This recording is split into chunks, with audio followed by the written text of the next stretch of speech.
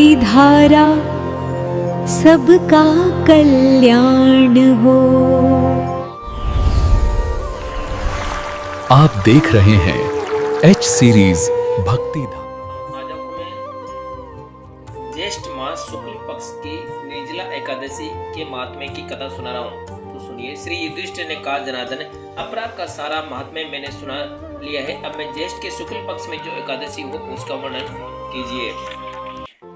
भगवान श्री कृष्ण बोले, राजन, इसका वर्णन परम धर्मात्मा सत्यवती नंदन व्यास जी करेंगे, क्योंकि ये संपूर्ण शास्त्रों के तत्व यज्ञ एवं वेद वेदांगों के पारंगत विद्वान है। तब वेद व्यास जी कहने लगे, दोनों ही पक्षों की एकादशियों को भोजन न करे। द्वादशी को स्नान आदि पवित्र हो फूलों से भगवान केशव की पूजा करके नित्य क्रम समाप्त होने के पश्चात ब्राह्मणों को भोजन देकर अंत में स्वयं भोजन करे। राजन, जन्ना सोच एवं वर्णा सोच में भी एकादशी को भोजन नहीं करना चाहिए। यह सुनकर भीमसेन ने बोले, परम बुद्धिमान पिता में मेरी उत्तम बात सुनिए। राजा युधिष्ठिर, माता कुंती, द्रौपदी, अर्जुन, नकुल, सहदेव ये एकादशी को कभी भोजन नहीं करते। मुझसे भी हमेशा यही कहते हैं कि भीमसेन, तुम भी एकादशी को न खाया करो, किंतु मैं इन लोगों से यही कह दिया करता हूँ कि मुझसे भूखा नहीं सही जाएगा। भीमसेन की बात सुनकर व्यास जी ने कहा, यदि तुम्हें स्वर्गलोक की प्राप्ति अभिष्ट है तो नरक को दूसरी समझते हो तो दोनों पक्षों की एकादशी को भोजन न करो।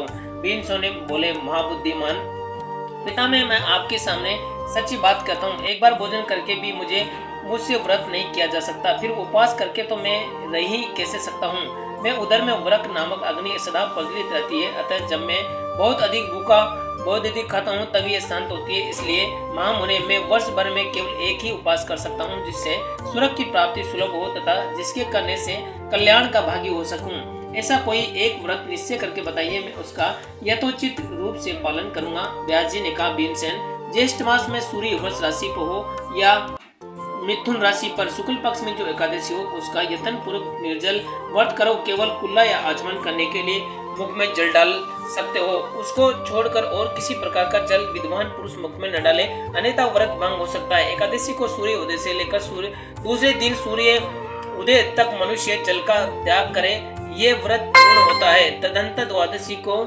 निर्जला प्रभात काल में स्नान करके ब्राह्मणों को विधि पूर्वक जल एवं स्वर्ण का दान करे। इस प्रकार सब कार्य पूरा करके जितेंद्रिय पुरुष ब्राह्मणों के साथ भोजन करे। वर्ष भर में जितनी एकादशियां होती हैं उन सब का फल निर्जला एकादशी के सेवन से मनुष्य प्राप्त कर लेता है। इसमें तनिक भी संदेह नहीं है। शंख चक्र एवं गदा धारण करने वाले भगवान केशव ने मुझसे कहा था कि यदि मानव सबको छोड़कर एकमात्र मेरी शरण में आ जाए और एकादशी को निराहार रहे तो वह सब पापों से छूट जाता है।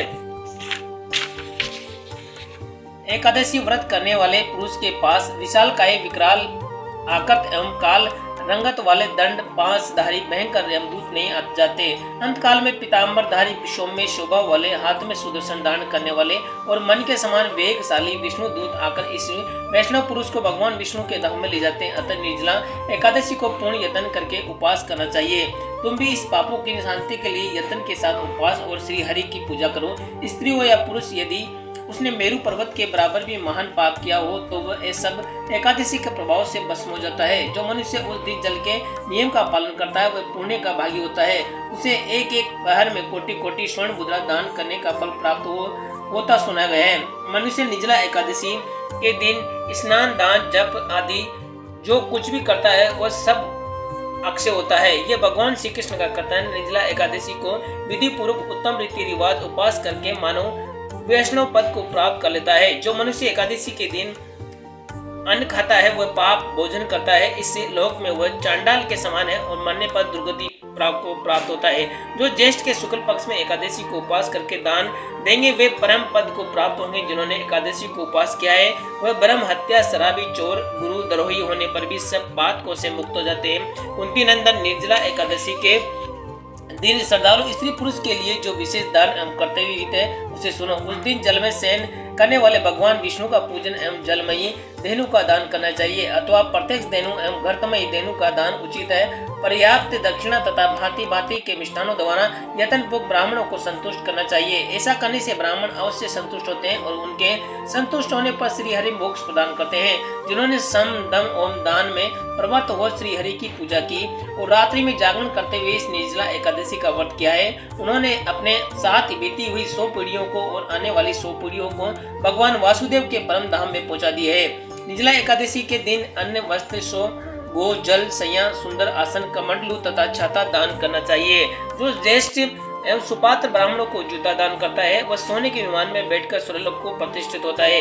जो इस एकादशी की महिमा को भक्ति पूर्वक सुनता है तथा भक्ति पूर्वक उसका वर्णन करता है वे दोनों स्वर्गलोक में जाते हैं। चतुर्दशी युक्त अमावस्या को सूर्य ग्रहण के समय श्राद्ध करके मनुष्य जिस फल को प्राप्त करता है वही इस स्वर्ण से भी प्राप्त होता है। पहले दिन दंड दान करके ये नियम कर लेना चाहिए कि मैं भगवान केशव की प्रसन्नता के लिए एकादशी का निराहार रहकर आचमन सिवा दूसरे जल का भी त्याग करूंगा। द्वादशी को देवते भगवान विष्णु का पूजन करना चाहिए। गंध, धूप, पुष्प और सुंदर वस्त्र से विधि पूर्वक पूजन करके जल का घड़ा संकल्प करते हुए निम्नलिखित मंत्र का उच्चारण करना चाहिए।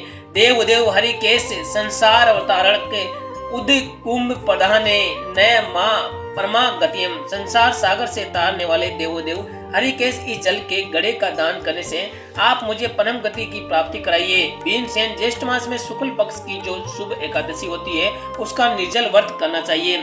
उस दिन श्रेष्ठ ब्राह्मणों को शक्कर के साथ जल के गड़े का दान करना चाहिए। ऐसा करने से मनुष्य भगवान विष्णु के समीप पहुंचकर आनंद का अनुभव करता है। तत्पश्चात द्वादशी को ब्राह्मण भोजन कराने के बाद स्वयं भोजन करे। जो इस प्रकार पूर्ण रूप से पाप विनाशनी एकादशी का व्रत करता है वह सब पापों से मुक्त अनामय पद को प्राप्त करता है। ये सुनकर भीमसेन ने भी सब शुभ एकादशी का व्रत आरंभ कर दिया।